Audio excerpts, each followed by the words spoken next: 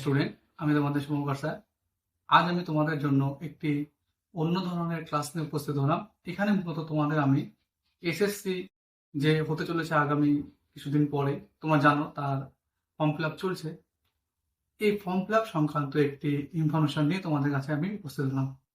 এখানে যে কথাটি তোমাদের আমি বলতে চলেছি, তোমরা জানো কিছুদিন ধরে ফর্ম ফিল আপে যে একটি সমস্যা প্রত্যেকের সাথে হচ্ছে, বিশেষ করে যারা ওবিসি ক্যান্ডিডেট আছো, তো যারা এসসি এসটি বা যারা জেনারেল আছো, তারা তো একভাবে ফর্ম ফিল আপ করতে পারছো, কোনো অসুবিধা নেই তাদের ক্ষেত্রে।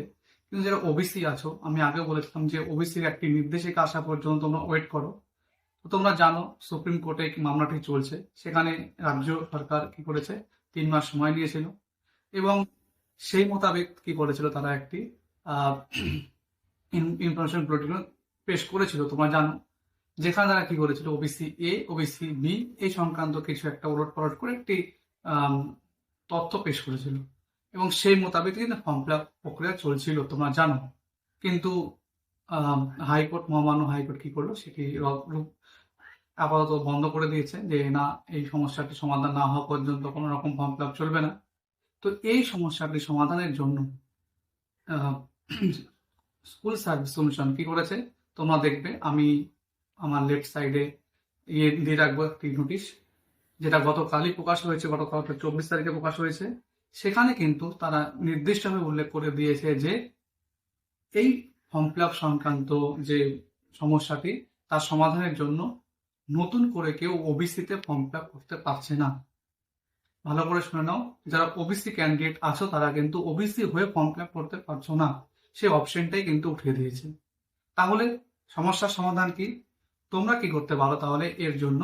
আপাতত তোমাদের যে সমস্যাটির সমাধান তা হলো তোমরা জেনারেল ক্যান্ডিডেট হিসেবে কিন্তু ফর্ম ফিল আপ করতে হবে তোমাদের।